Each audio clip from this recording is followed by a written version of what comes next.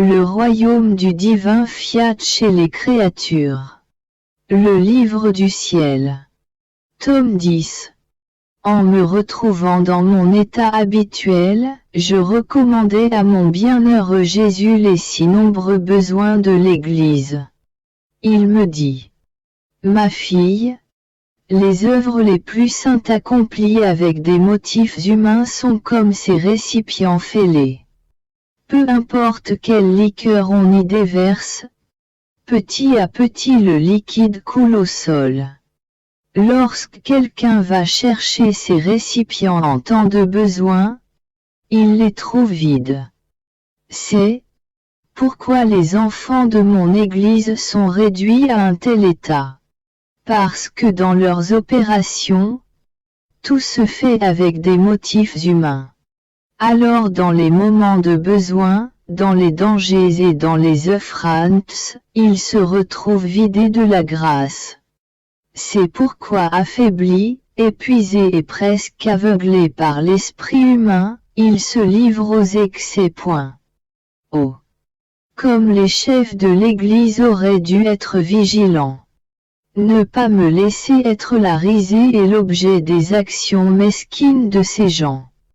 C'est vrai qu'il y aurait beaucoup de scandales s'ils se repentaient.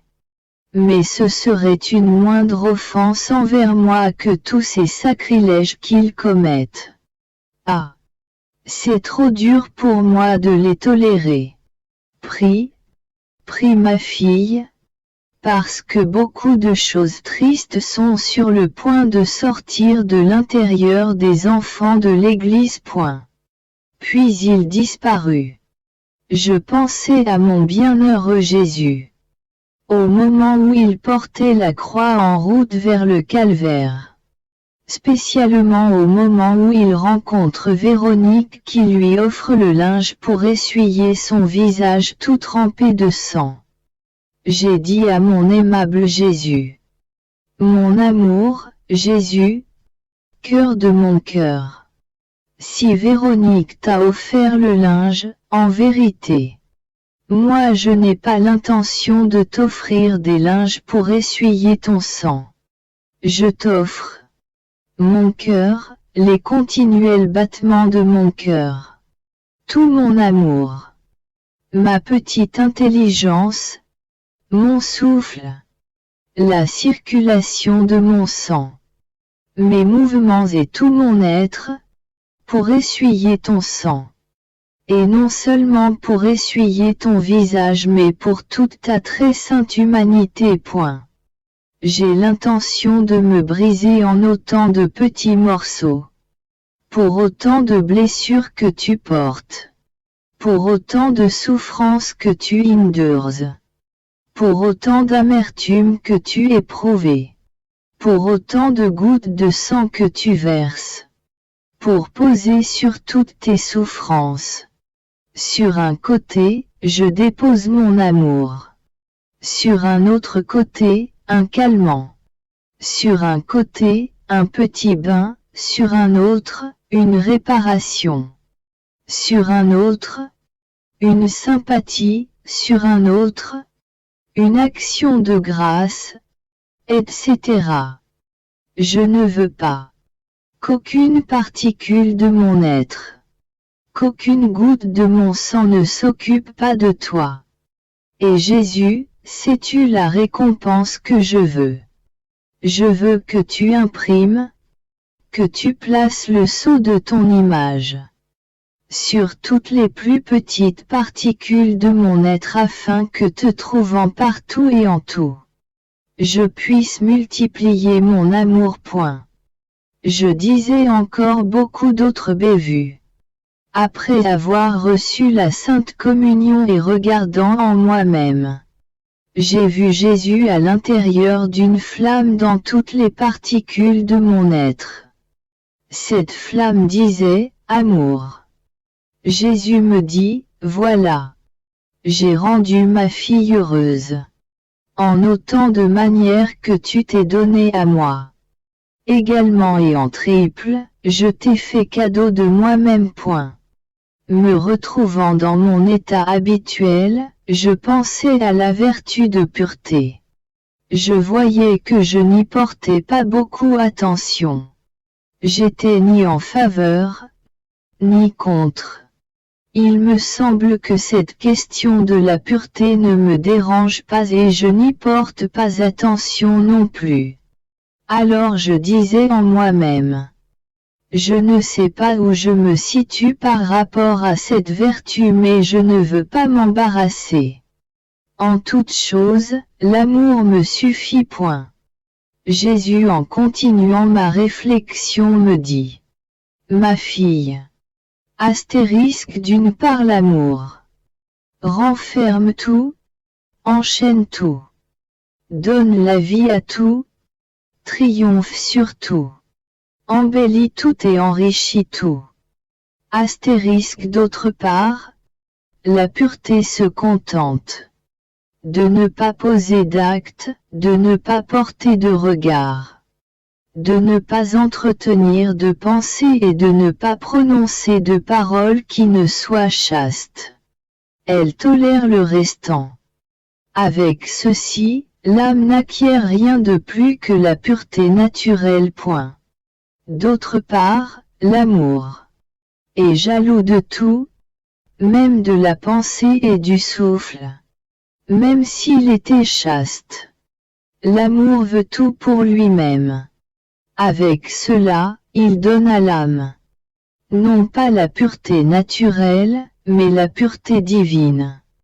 Il en est ainsi pour toutes les autres vertus. Point. Alors on peut dire que l'amour est patience, l'amour est obéissance. Douceur, force et paix. L'amour est tout. Alors toutes les vertus qui ne reçoivent pas la vie de l'amour peuvent au plus être appelées vertus naturelles. Mais l'amour les transforme en vertus divines. Oh! Quelle différence entre les unes et les autres! Les vertus naturelles sont des servantes et les vertus divines sont des reines. Alors en tout, laisse l'amour te suffire. Me retrouvant dans mon état habituel, je voyais mon toujours aimable Jésus. Intérieurement, je me sentais tout transformé dans l'amour de mon bien-aimé Jésus. Je me suis ensuite retrouvé à l'intérieur de Jésus et avec lui j'éclatais en actes d'amour. J'aimais comme Jésus aimait, mais je ne sais pas comment le dire, il me manque les mots. Puis j'ai trouvé mon doux Jésus en moi et moi seul éclaté en actes d'amour. Jésus écoutait ces actes et me dit, dis-le, dis-le, répète-le à nouveau. Soulage-moi avec ton amour. Le manque d'amour a jeté le monde dans un filet de vice. Point. Puis il demeura silencieux en vue de m'écouter. J'ai répété de nouveau mes actes d'amour. Je vais raconter le peu dont je me souviens. À chaque moment, à chaque heure, je veux toujours t'aimer de tout mon cœur. Dans tous les soufflets de ma vie, je vais t'aimer. Dans tous les battements de mon cœur, je vais répéter, amour, amour. Dans toutes les gouttes de mon sang, je vais crier, amour, amour. Dans tous les mouvements de mon corps, je n'embrasserai que l'amour. Je ne veux parler que d'amour. Je ne veux regarder que l'amour. Je ne veux entendre que l'amour et je ne veux penser que d'amour. Je ne veux brûler que d'amour. Je ne veux être consumé que d'amour. Je ne veux aimer que l'amour. Je ne veux contenter que l'amour. Je ne veux vivre que d'amour et je ne veux mourir que dans l'amour. Point. À chaque instant, à chaque heure, je veux appeler tout le monde à l'amour. Je vivrai seulement et toujours uniquement avec Jésus et en Jésus. Je vais me plonger dans mon cœur. Et, avec Jésus et avec son cœur amour, Amour, je t'aimerai point. Mais qui peut mentionner tout ce que j'ai dit? En faisant cela, j'ai senti tout mon être divisé en de nombreuses petites flammes et ensuite, elles sont devenues une unique flamme. Puisqu'un bon et saint prêtre devait venir. J'étais un peu anxieuse de vouloir le consulter, surtout dans l'état actuel. Afin de connaître la divine volonté pour moi.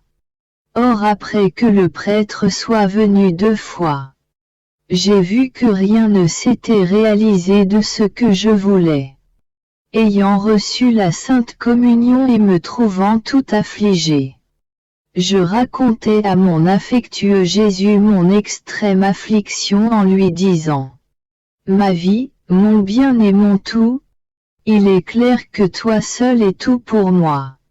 Quelque bonnes et saintes que soient les créatures, je n'ai jamais trouvé une parole, un réconfort ou apaisement à mes doutes qui viennent d'elle. Il est clair qu'il ne doit y avoir pour moi personne d'autre que toi. Toi seul dois être tout pour moi et je dois toujours être seulement pour toi. Je m'abandonne complètement et pour toujours en toi. Aussi mauvaise que je sois. Aie la bonté de me soutenir entre tes bras et ne me quitte pas pour un seul instant point. Pendant que je disais cela, mon bienheureux Jésus me laissa voir qu'il jetait un regard sur mon intérieur. Il renversait tout de haut en bas pour voir s'il y avait quelque chose qu'il n'aimait pas. Comme il ne s'arrêtait pas de tout chavirer, il prit entre ses mains quelque chose comme un petit grain de sable blanc et le jeta par terre. Puis il me dit: Ma très chère fille, il est tout à fait juste que l'âme qui est tout pour moi seul je sois tout pour cette âme. Je suis trop jaloux pour laisser un autre lui apporter le moindre réconfort. Je veux que moi seul et uniquement moi substitue pour tous, pour toi et en tout. Qu'as-tu de besoin? Que veux-tu? Je fais tout pour te contenter. Vois-tu ce grain blanc que je t'ai enlevé? Ce n'était rien d'autre que cette petite anxiété que tu avais parce que tu voulais connaître ma volonté à travers les autres. Je te l'ai enlevé et je l'ai jeté par terre. Pour te laisser dans la sainte indifférence, là où je te veux point. Maintenant je vais te dire ce qu'est ma volonté pour toi. Je veux la sainte messe et la sainte communion aussi. À savoir si tu dois attendre ou ne pas attendre pour le prêtre de te raviver, restera indifférente. Si tu te sens assoupi, tu ne te forceras pas de te raviver. Si tu te sens ravivé, tu ne te forceras pas de t'assoupir. Sache que je te toujours prêté. Toujours dans l'état de victime, même si tu ne souffres pas toujours. Je te veux. Comme ces soldats sur le champ de bataille. Qui, même si l'acte de guerre n'est pas continuel, ont leurs armes toujours prêtées. Si nécessaire, assis dans leur quartier. Quand parfois l'ennemi veut une dispute, ils sont toujours prêts à le vaincre. Point. Donc toi ma fille, sois toujours prête. Sois toujours à ta place. Alors quand j'ai besoin de te faire souffrir, pour me refaire ou pour épargner aux autres des châtiments ou autres, je te trouverai toujours prête. Je ne dois pas toujours être obligé de t'appeler, ni à chaque fois de te disposer pour le sacrifice, mais je te considérerai comme toujours appelé. Même si je ne te tiens pas toujours dans l'acte de souffrir. Alors, nous sommes d'accord, n'est-ce pas? Sois tranquille et ne crains rien point. Comme je continuais dans mon état habituel, mon toujours aimable Jésus est venu. Je me suis vu comme une étincelle. Cette étincelle circulait tout autour de mon cher Jésus. À un moment donné, elle s'est arrêtée sur sa tête. À un autre moment, dans ses yeux. Puis elle est entrée dans sa bouche et est descendue en lui. Aussi loin qu'à l'intérieur de son cœur adorable. Puis, elle est ressortie et a continué de faire sa tournée. À un moment, Jésus l'a mise sous ses pieds. Au lieu de s'éteindre à cause de la chaleur de la plante de ses pieds divins, elle s'est enflammée encore plus et a bondi dessous ses pieds avec encore plus de vitesse pour circuler de nouveau autour de Jésus. À un moment je priais avec Jésus. Ensuite je faisais des actes d'amour. À un autre moment je faisais réparation. En résumé, je faisais ce que Jésus faisait. Avec Jésus, cette étincelle s'est faite immense. Embrassait tout le monde dans la prière et personne ne pouvait lui échapper. L'étincelle s'est retrouvée dans l'amour de chacun né. Elle aimait pour chacun. Elle faisait réparation et elle se substituait pour tous et pour toutes choses. Oh! Combien admirables et inexprimables sont les actions faites avec Jésus. Il me manque les mots pour pouvoir mettre sur papier les expressions d'amour et les autres choses qui sont faites avec Jésus. L'obéissance le demande. L'esprit monte dans les hauteurs pour prendre les mots de Jésus. Puis il descend dans les profondeurs pour trouver les expressions et les mots du langage naturel. Mais l'esprit ne trouve pas les moyens de l'exprimer. Donc, j'en suis incapable.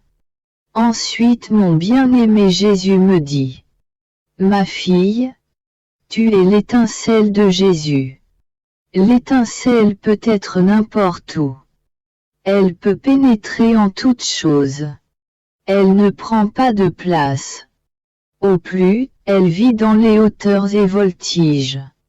Aussi, elle est plaisante. Point. J'ai répondu à Jésus. L'étincelle est très faible et peut facilement s'éteindre. Si elle s'éteint, il n'y a pas moyen de lui redonner une nouvelle vie. Alors, pauvre moi si j'arrive à m'éteindre. Jésus répliqua. Non, non. L'étincelle de Jésus ne peut pas s'éteindre parce que sa vie est nourrie par le feu de Jésus et les étincelles qui tirent leur vie de mon feu ne sont pas sujettes à la mort. Et si ces étincelles meurent, elles meurent dans le feu même de Jésus. J'ai fait de toi une étincelle afin de m'amuser davantage avec toi. À cause de la petitesse de l'étincelle, je peux l'utiliser et la faire continuellement voltigère à l'intérieur et à l'extérieur de moi. Je peux la tenir dans n'importe quelle partie de moi-même selon mon vouloir. Dans mes yeux, dans mes oreilles, dans ma bouche, sous mes pieds, là où je préfère. Point.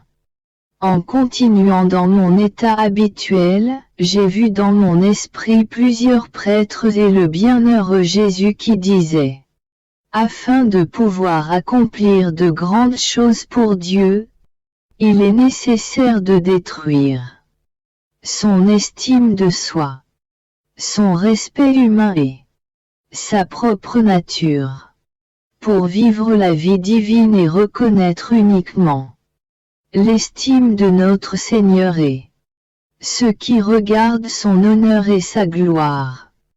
Il est nécessaire d'écraser et de pulvériser ce qui concerne l'humain pour pouvoir vivre de Dieu. Point. Et voilà. Ce n'est pas vous, mais c'est Dieu qui parlera et agira en vous. Les âmes et les œuvres qui vous sont confiées produiront de splendides effets et vous récolterez le fruit désiré par vous et par moi tel que l'œuvre de la rencontre des prêtres dont je t'ai fait mention auparavant. Un de ces prêtres serait capable de faire la promotion et d'effectuer ce travail. Mais un peu d'estime de soi, de vaine peur et de respect humain le rendent incapable. Quand la grâce trouve l'âme entourée de ses bassesses, elle s'envole et ne s'arrête pas.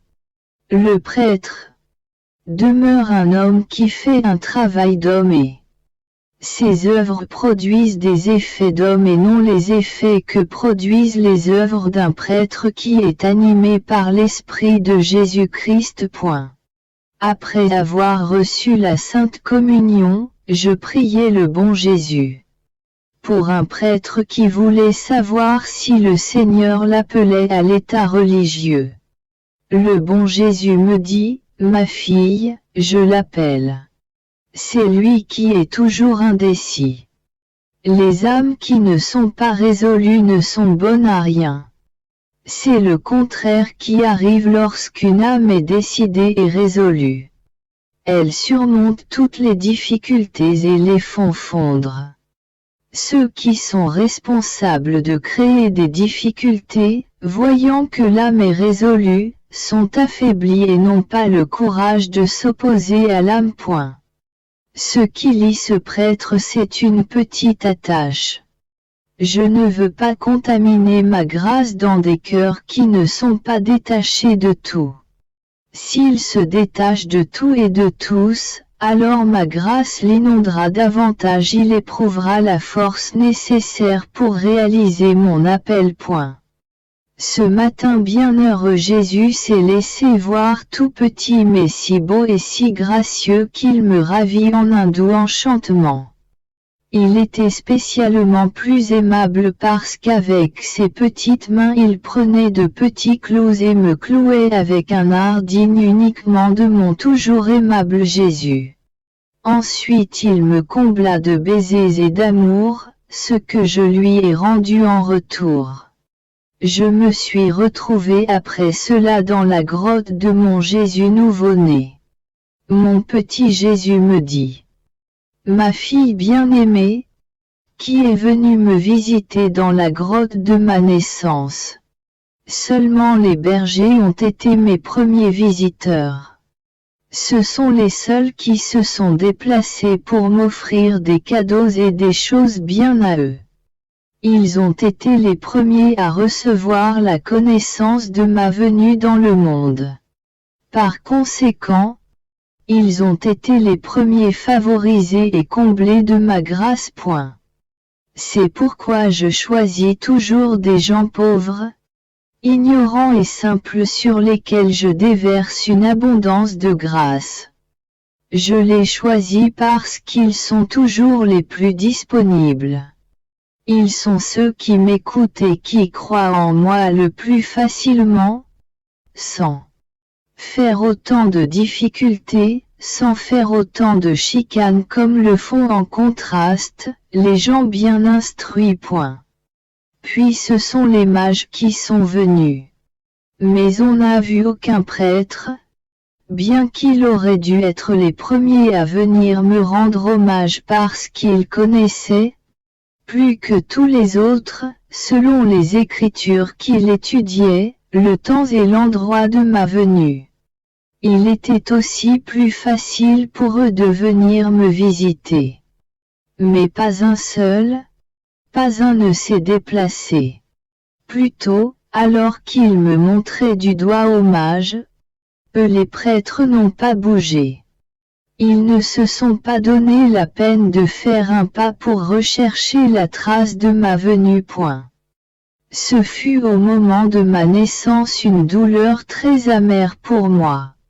Ces prêtres étaient tellement attachés aux richesses, aux intérêts, à la famille et aux choses extérieures que leurs yeux étaient aveuglés comme par un éclat de lumière.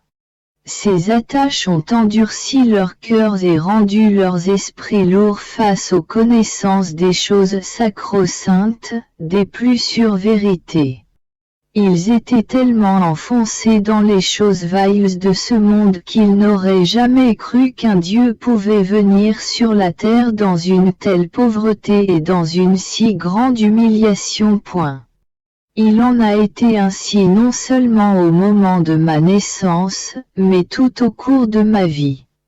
Quand je faisais des miracles, aucun prêtre ne m'a suivi. Plutôt, ils ont comploté ma mort et m'ont tué sur la croix. Après avoir utilisé tout mon art pour les attirer à moi, je les ai mis de côté et j'ai choisi des gens pauvres, des gens ignorants qui ont été mes apôtres et j'ai formé mon Église. Je les ai isolés de leur famille. Je les ai libérés de tout attachement aux richesses. Je les ai remplis des trésors de me grâce et je les ai rendus capables de gouverner mon Église et les âmes. Il faut que tu saches que cette douleur existe encore pour moi, parce que les prêtres de ce temps-ci se sont unis aux prêtres de ce temps-là. Ils sont attachés aux familles, aux intérêts et aux choses extérieures et ils portent peu ou aucune attention aux choses intérieures. Plutôt, certains se sont tellement dégradés qu'ils font comprendre aux laïcs qu'ils ne sont pas contents de leur état de vie, abaissant leur dignité au niveau le plus bas et même sous le niveau des laïcs. Ah, ma fille, quelle valeur peut encore avoir leur parole pour le peuple? Plutôt, à cause des prêtres, la foi des gens se détériore et ils tombent dans l'abîme des pires maux. Les gens avancent avec incertitude et dans les ténèbres parce qu'ils ne voient plus de lumière chez les prêtres. C'est pourquoi les maisons de rencontre des prêtres sont nécessaires, afin que les prêtres, libérés des ténèbres dont ils sont envahis, détachés des familles, des intérêts et des préoccupations pour les choses extérieures, puissent manifester la lumière des vraies vertus, et que les gens puissent se rendre compte de leurs fautes à partir des erreurs dans lesquelles ils sont tombés. Ces rencontres sont tellement nécessaires qu'à chaque fois que l'Église arrive à un point creux, presque toujours, ces rencontres ont été les moyens pour relever l'Église et la rendre plus belle et plus majestueuse. En entendant cela j'ai dit, mon très haut et unique bien, ma douce vie, je sympathise à ta douleur et je voudrais l'adoucir avec mon amour.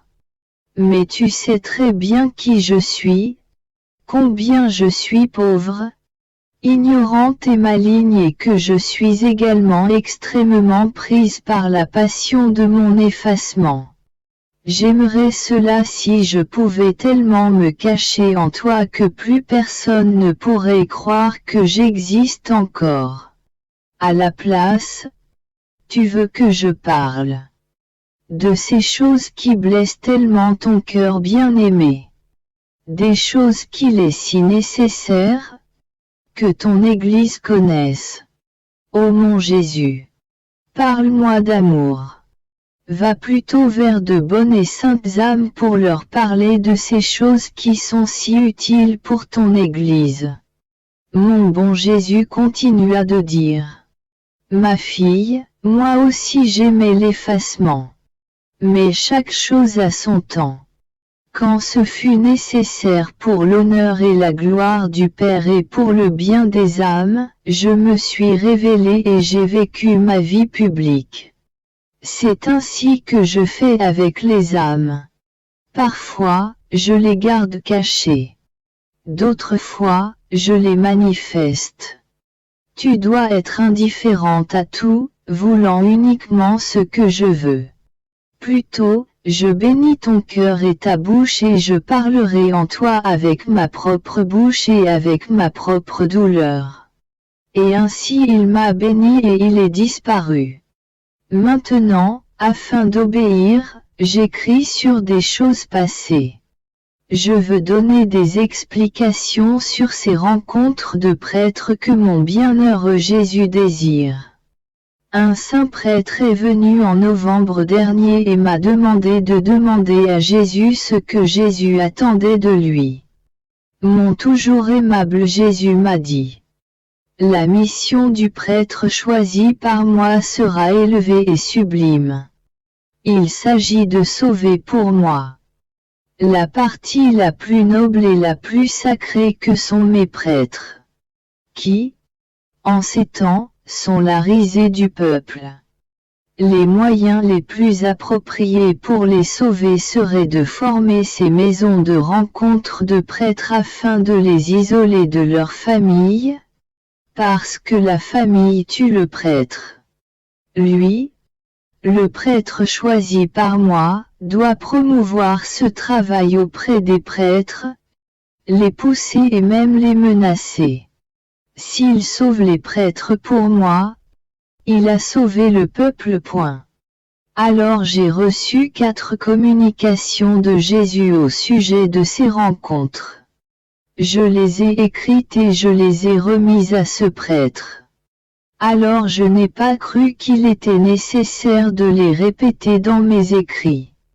Mais l'obéissance demande que je les écrive, donc je fais le sacrifice. Mon adorable Jésus m'a dit: la mission que je lui donnerai est élevée et sublime, et d'une façon spéciale c'est une mission pour les prêtres. La foi chez le peuple est presque éteinte et si on y trouve quelques étincelles, elle est comme cachée sous les cendres. La vie des prêtres, leurs mauvais exemples et leur vie qui demeure presque entièrement mondaine et peut-être pire, contribuent à faire mourir cette étincelle. Alors, si cela arrive, qu'arrivera-t-il aux prêtres et au peuple? C'est pourquoi je l'ai appelé pour qu'il s'intéresse à ma cause. Avec son exemple, avec ses paroles, ses œuvres et ses sacrifices, il va remédier à la situation. Le remède le plus convenable, le plus approprié et le plus efficace serait de former les maisons de rencontre de prêtres séculiers dans leur propre ville et de les isoler des familles. Parce que la famille tue le prêtre et produit des ombres d'intérêt à être projetées sur le peuple, aussi bien que des ombres d'appréciation des choses mondaines et des ombres de corruption. En résumé, la famille enlève tout le lustre, la splendeur de la dignité sacerdotale et fait des prêtres la risée du peuple. Je lui donnerai l'intrépidité, le courage et la grâce s'il se met au travail. En plus, il me semble qu'à un moment donné le bienheureux Jésus, il transperça d'amour le cœur de ce prêtre et à un autre moment, il le transperça de douleur, lui donnant une partie des douleurs de Jésus. Mon très haut et unique bien continue de me dire le grand bien qui adviendra pour l'Église par la formation de ces maisons de rencontre. Les bons seront encore meilleurs. Les imparfaits, les tièdes et ceux qui se sont laissés aller deviendront bons. Les mauvais quitteront. Et voilà, le corps des ministres de mon Église, passé au crible et purifié. Avec la partie des plus élus et des plus sacrés purifiés, le peuple sera réformé. À ce moment-là, j'ai vu Corato dans mon esprit comme à l'intérieur d'une photo. Ensuite j'ai vu les prêtres qui devaient se mettre à la tête de l'œuvre mais sous la direction du Père G. Les prêtres semblaient être le père CDB et le père CF, suivis par d'autres. Et il me semble qu'ils devaient utiliser certaines de leurs choses personnelles. Mon adorable Jésus ajouta. Il est nécessaire que l'œuvre soit bien attachée avec un nœud, afin de ne permettre à personne de pouvoir s'échapper, mais aussi pour procurer aux prêtres les moyens nécessaires afin que le peuple ne soit pas opprimé, en les soutenant. Ensuite, l'argent et les revenus de la paroisse. Accordez l'argent uniquement aux prêtres qui feront partie de ces rencontres. Ces argents aideront à maintenir le CHUR et tous les autres services reliés à leur ministère. Au début, on verra s'élever des contradictions et des persécutions, mais au plus, ce sera entre les prêtres eux-mêmes. Mais immédiatement, les choses changeront et les gens seront avec eux et pourvoiront généreusement à leurs besoins. Ils jouiront de la paix et du fruit de leur labeur, car pour ceux qui sont avec moi, je permets que tout soit pour eux. Ensuite, mon toujours aimable Jésus se jeta dans mes bras, boitant et tout affligé, une scène capable de tirer de la compassion des roches mêmes. Il dit au Père G. Que je le supplie, que je l'implore d'aider à sauver mes enfants et de ne pas les laisser mourir. Suite de la même démarche. Avec le prêtre présent, j'ai vu le ciel s'ouvrir et mon adorable Jésus ainsi que la céleste maman qui venait vers moi. Du haut du ciel tous les saints nous regardaient. Mon toujours aimable et doux Jésus dit. Ma fille, dis au Père G que je veux absolument cette œuvre. Il commence déjà à faire des difficultés.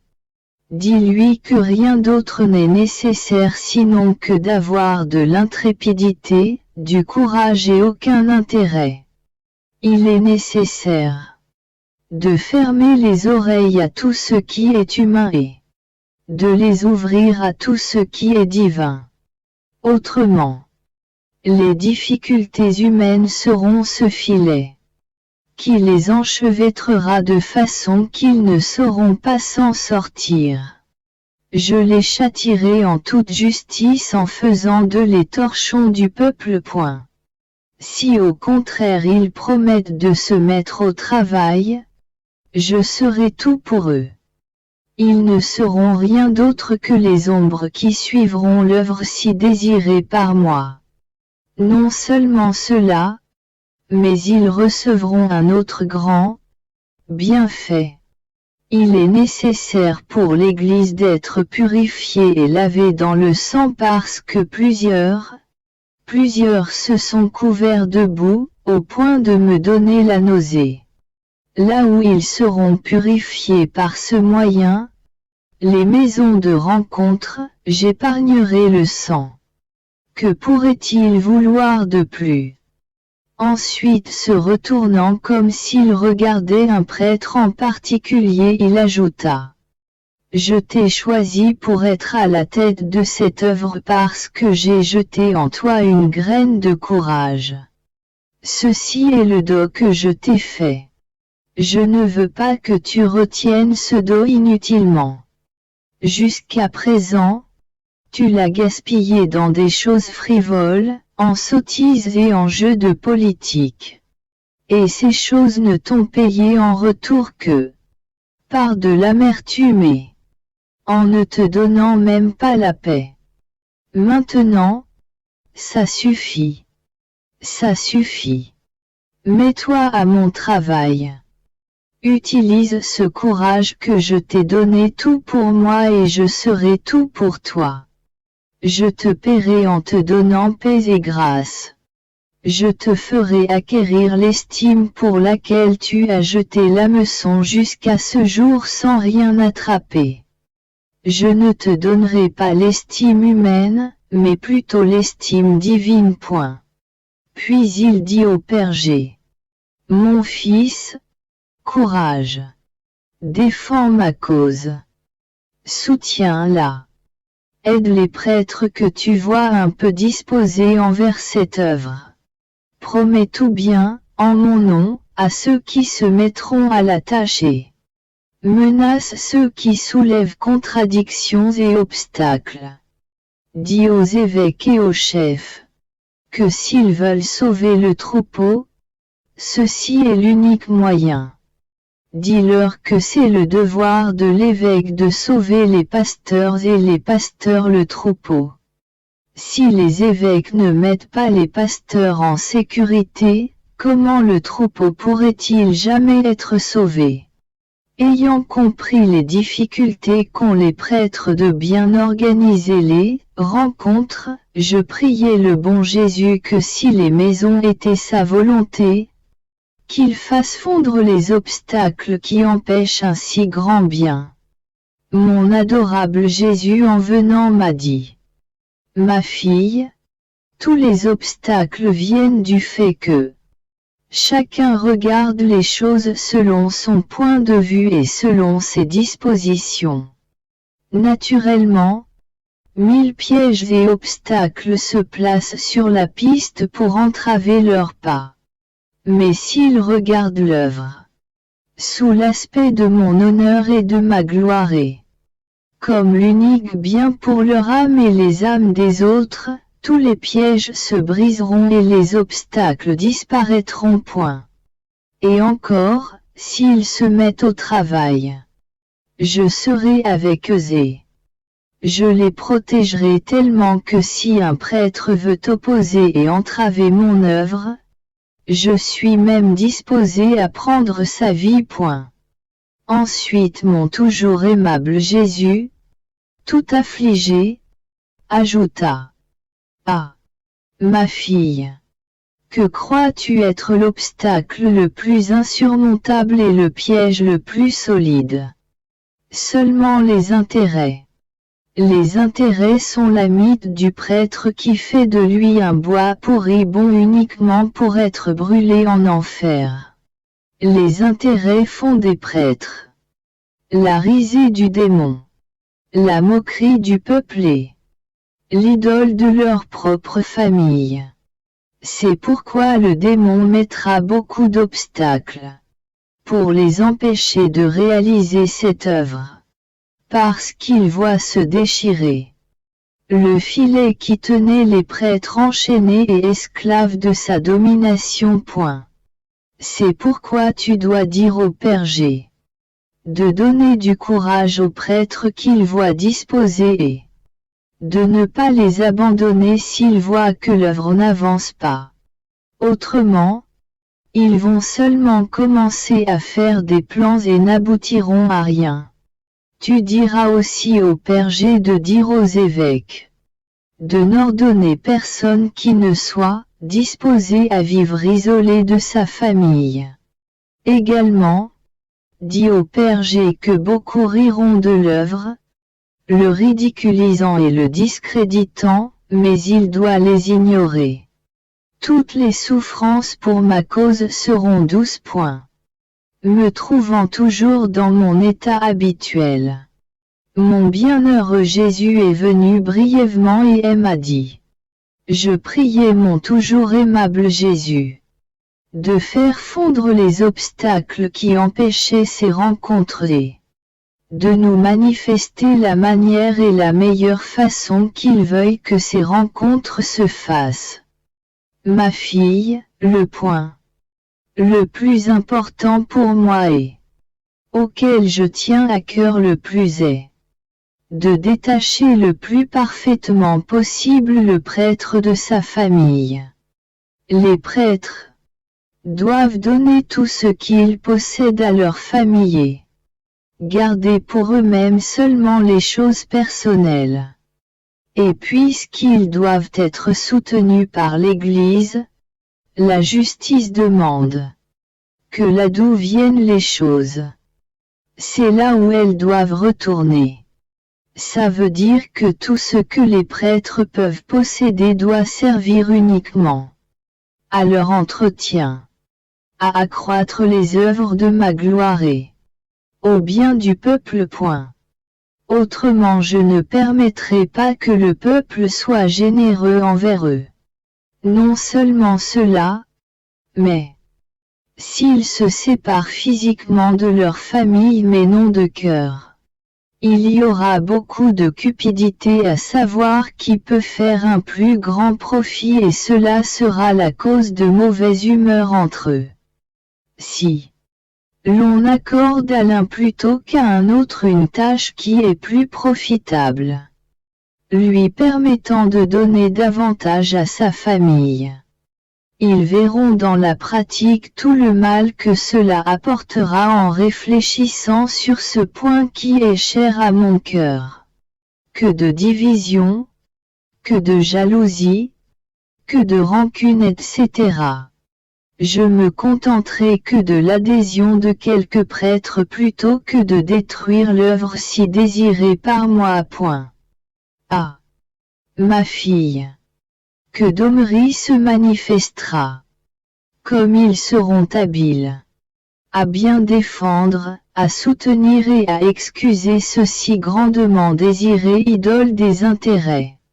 Ah, seulement l'âme qui m'est consacrée peut rencontrer ce malheur, qu'au lieu de s'occuper de moi, de mon honneur et de ma gloire, de la sanctification de leur âme selon leur état, que je leur sois utile seulement comme couverture.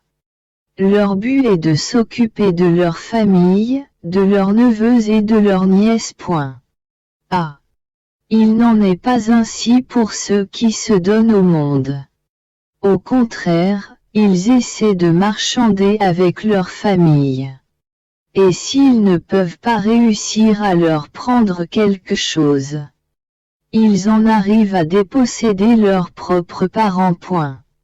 Pourtant, lorsque quelqu'un ne s'occupe pas uniquement de ma gloire et des tâches reliées seulement à son ministère sacerdotal, il n'est rien d'autre qu'un os disloqué, qui me fait souffrir, qui se fait souffrir et fait souffrir le peuple. En plus, il rend sa vocation inutile. Quand un os n'est pas remis dans sa place, il cause toujours de la douleur, en ne participant pas aux fonctions corporelles.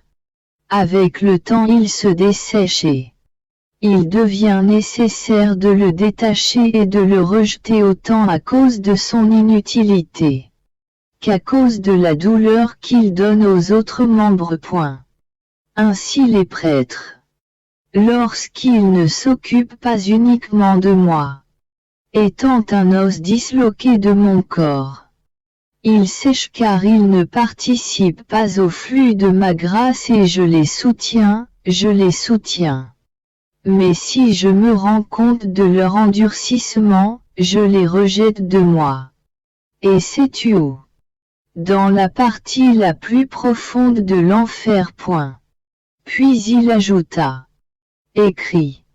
Et dans ton écrit, dis à ce prêtre à qui je confie cette mission des prêtres, d'être ferme sur ce point, de rendre ce point pour moi intouchable.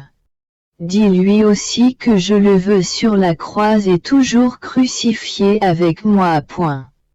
En étant toujours dans mon état habituel. Mon adorable Jésus s'est montré tout en pleurs. La céleste maman me l'a amené afin que je puisse l'apaiser autant que possible.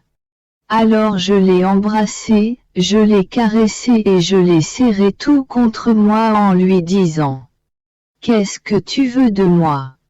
Ne veux-tu pas un peu d'amour pour te rendre heureux et calmer tes pleurs?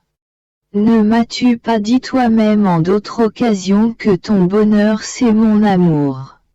Je t'aime tellement, tellement. Mais je t'aime avec toi-même, parce que seul je ne sais pas comment t'aimer. Donne-moi ton souffle brûlant qui fait fondre tout mon être en une flamme d'amour et après je vais t'aimer dans le cœur de tous. Mais qui peut dire toutes mes étourderies? Il semble qu'il s'est calmé un peu. Pour distraire mon doux amour de ses pleurs, je lui ai dit: ma vie est mon tout, console-toi. Que de bien résultera des rencontres des prêtres. Oh! Comme tu seras content. Immédiatement Jésus dit: ah! Ma fille!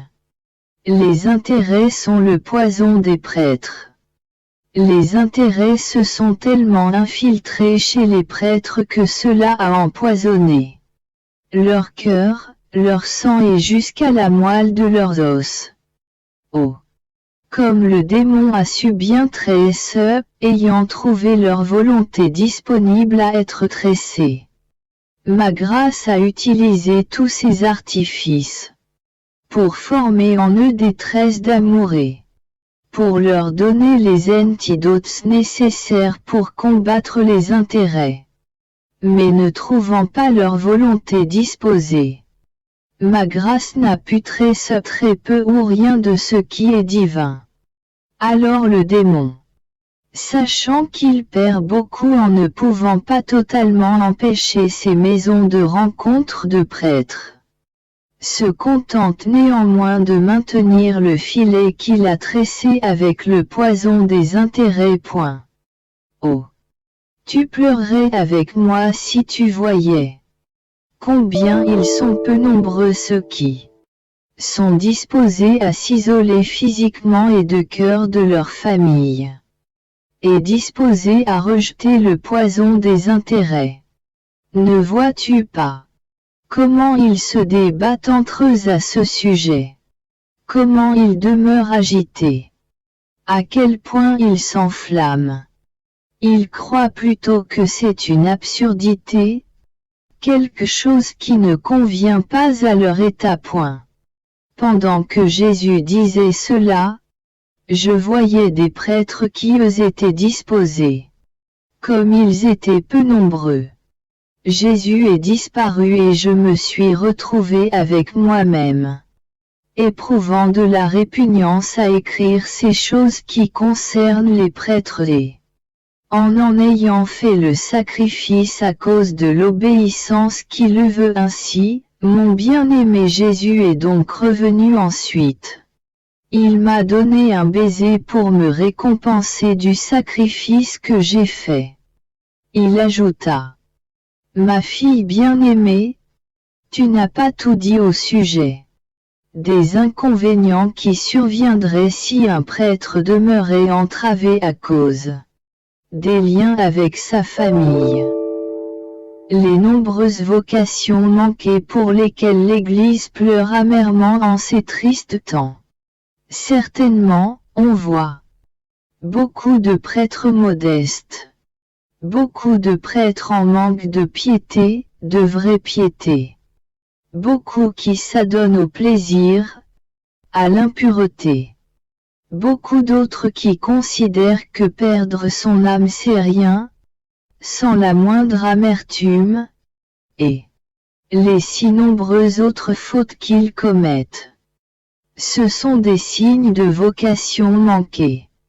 Si les familles voient qu'il n'y a plus rien à espérer de la part des prêtres, le bonheur d'encourager leurs enfants à devenir prêtres ne leur viendra plus.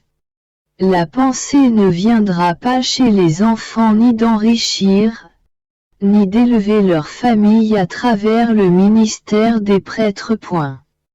J'ai répondu: ah! Mon doux Jésus! Au lieu de me dire ces choses, va voir les chefs, va voir les évêques puisque ce sont eux qui ont telle autorité. Ils peuvent en arriver à te contenter sur ce point. Mais pauvre petite moi, qu'est-ce que je peux faire? Je peux seulement sympathiser avec toi, t'aimer et te faire réparation. Jésus me dit: ma fille, allez voir les chefs, allez voir les évêques. Le poison des intérêts a envahi tout le monde. Et puisque presque tout le monde est en proie à cette fièvre pesteuse, le courage d'apporter la correction nécessaire leur manque ainsi que le courage d'élever une barrière entre les prêtres et ceux sur qui ils dépendent. De plus, je ne suis pas compris par quelqu'un qui n'est pas dépouillé de tout et de tous. Ma voix résonne mal à leur oreille. Ça leur paraît plutôt une absurdité, quelque chose qui ne convient pas à leur condition humaine. Si je parle avec toi, nous nous comprenons assez bien.